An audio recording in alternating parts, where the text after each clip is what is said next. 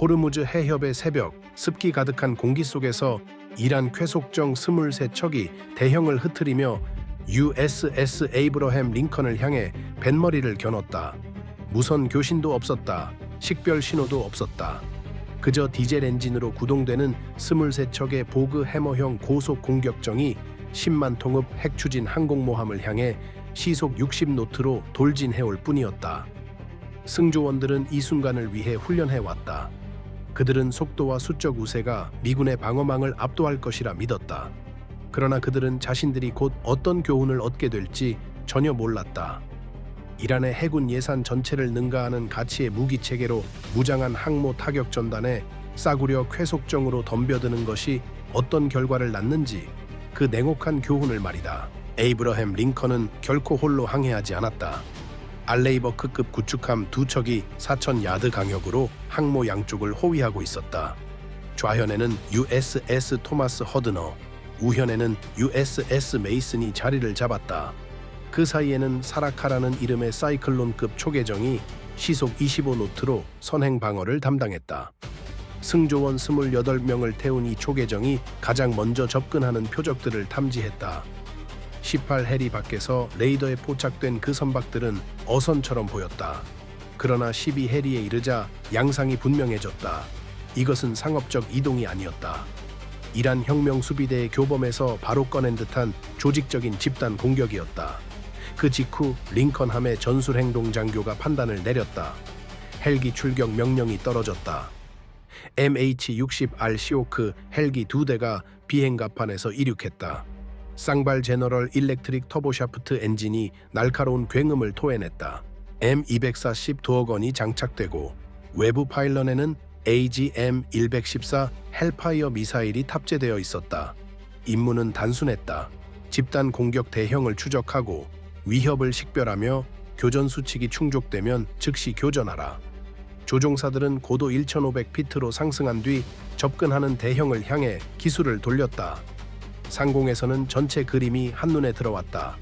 느슨한 V자 대형을 이룬 23척의 선박들. 검은 수면 위로 선수파가 새하얗게 빛났다. 일부 선박에는 로켓 발사기가 보였고 다른 선박들에는 즉석으로 제작된 거치대 위에 중기관총이 탑재되어 있었다. 전형적인 비대칭 전술이었다. 수적 우세와 공세적 기세로 정교한 방어 체계를 압도하려는 전술. 잠시 후 이란 쾌속정들이 세 그룹으로 분리되었다. 14척은 항모를 향해 기존 침로를 유지했다. 6척은 메이슨을 향해 방향을 틀었다. 나머지 3척은 토마스 허드너를 향해 가속했다. 속도는 60노트에서 70노트로 올라갔다. 신형 선박들은 정보 분석에서 예측했던 것보다 빨랐다. 아마도 시라즈급 변형 모델일 가능성이 높았다. 유리섬유 선체에 쌍발 디젤 엔진을 장착해 잔잔한 해상에서 시속 85노트까지 도달할 수 있는 선박들이었다. 쾌속정 한 척의 가격은 약 40만 달러였다. 그들이 돌진하는 항모의 가격은 130억 달러였다. 이 수학은 누구의 편도 아니었다.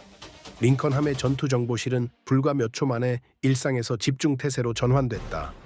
하사관들이 표적을 식별했고 장교들이 위협 벡터를 검증했다.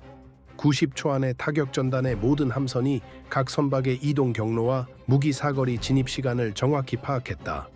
이란 선박들은 8분 후면 사거리 안에 들어올 것이었다.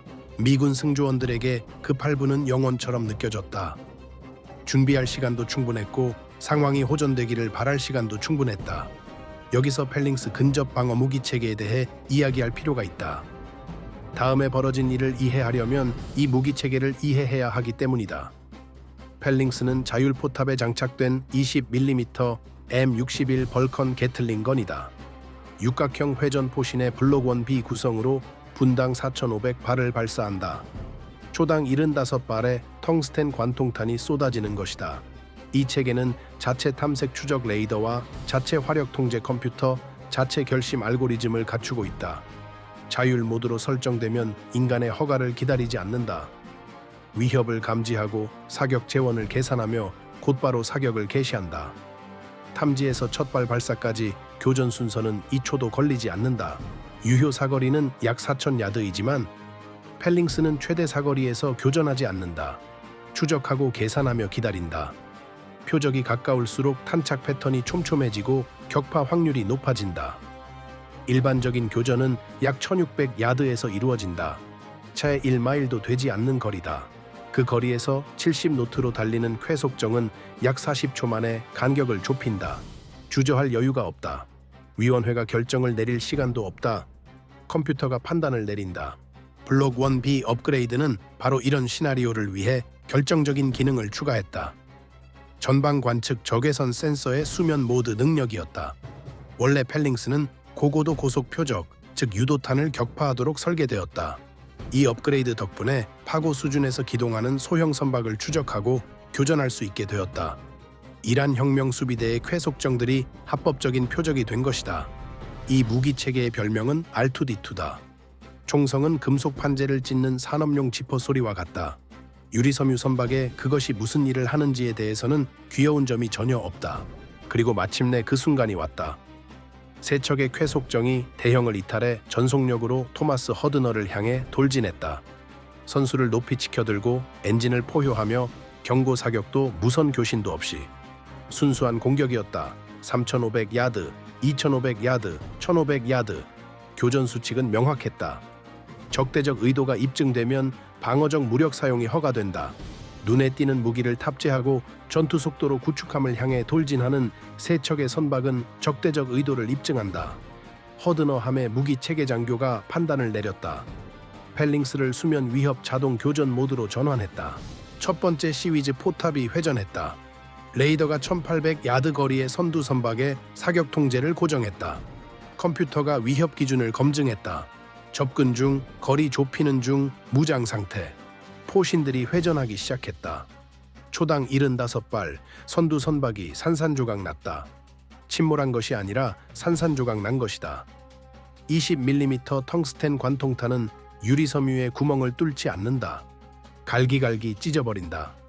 선수가 먼저 폭발했고 엔진실이 그 다음이었으며 연료 탱크에 불이 붙었다. 불과 4초 전에 쾌속정이었던 것이 파편과 검은 연기의 구름이 되었다. 펠링스는 137발을 발사했다. 교전 비용은 약 6,300달러. 격파된 선박의 가격은 약 40만 달러였다. 하지만 그 안에 이란 선원 3명은 값을 매길 수 없는 존재들이었다. 그들은 마지막 사격이 명중하기 전 바다로 뛰어내려 물 위에 떠 있었다.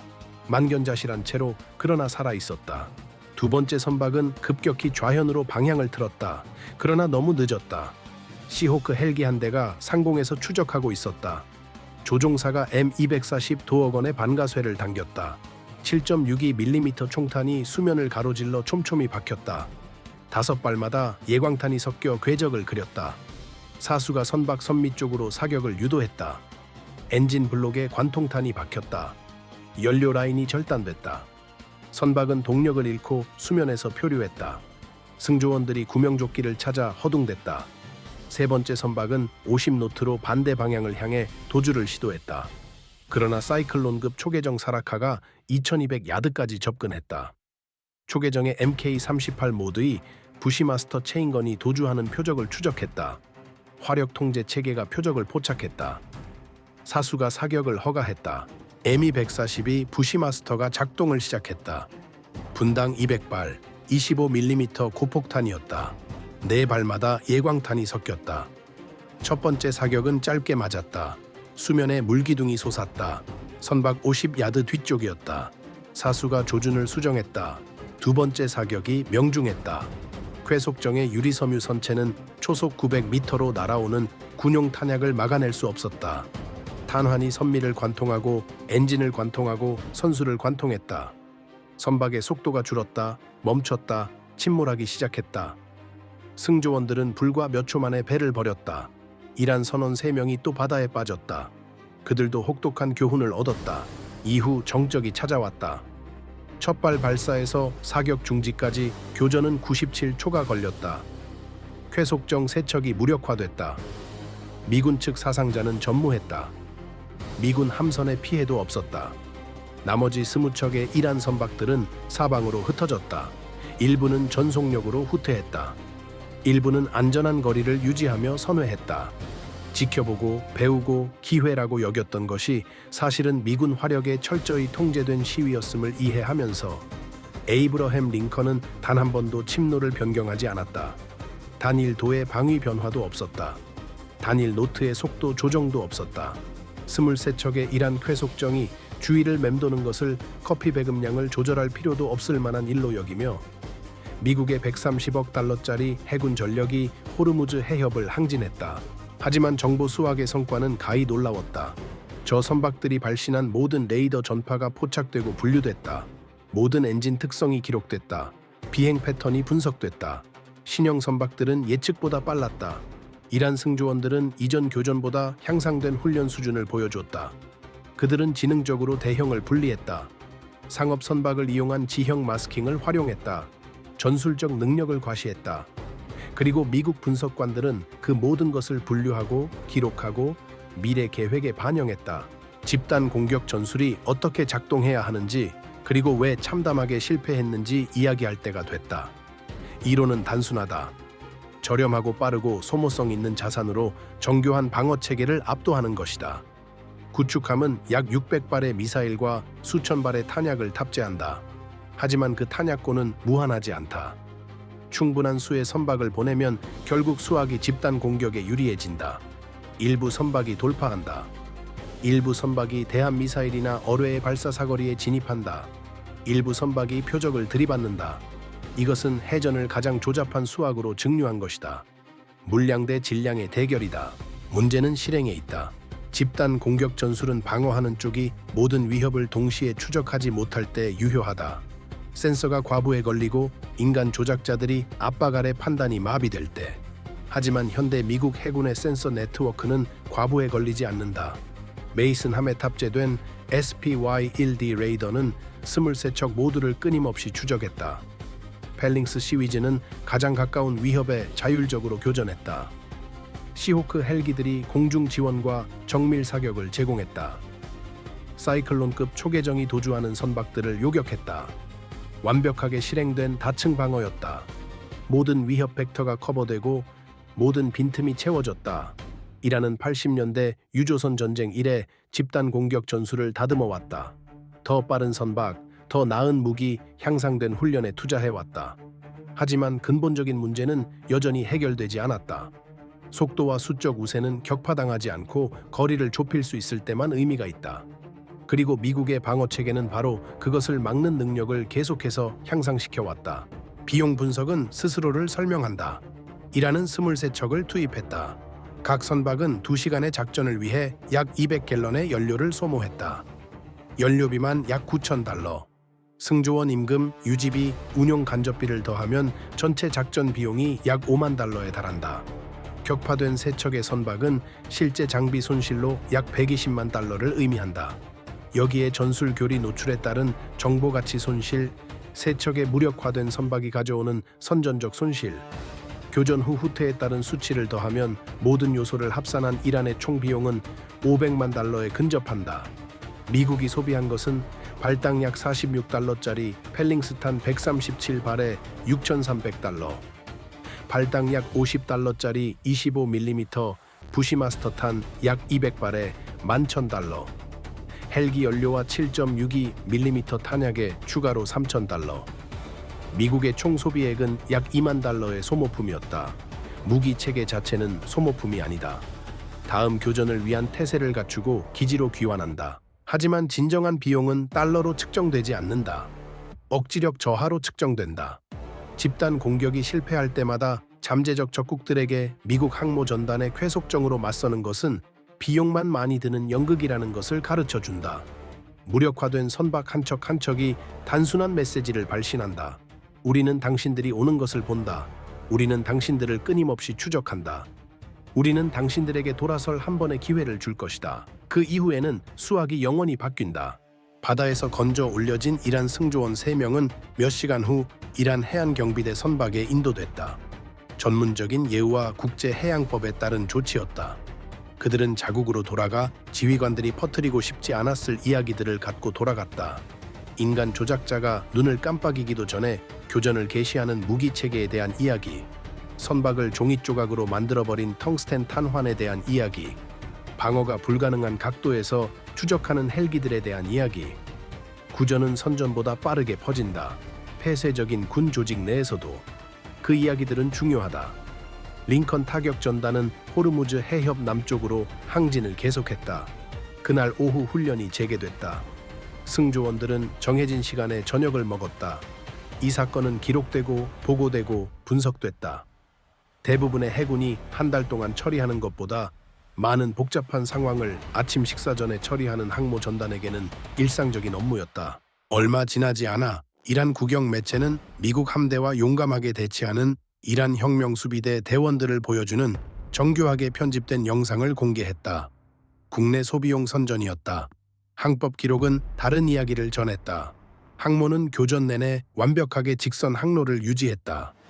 세 차례의 공격적인 쾌속정 돌진을 해변 소풍에서 공격적인 갈매기를 대하는 것과 같은 수준의 관심으로 처리한 것이다. 이것이 현대적 억지력의 작동 방식이다. 폭발도 사망자 수도 아닌 단 97초의 시연이었다.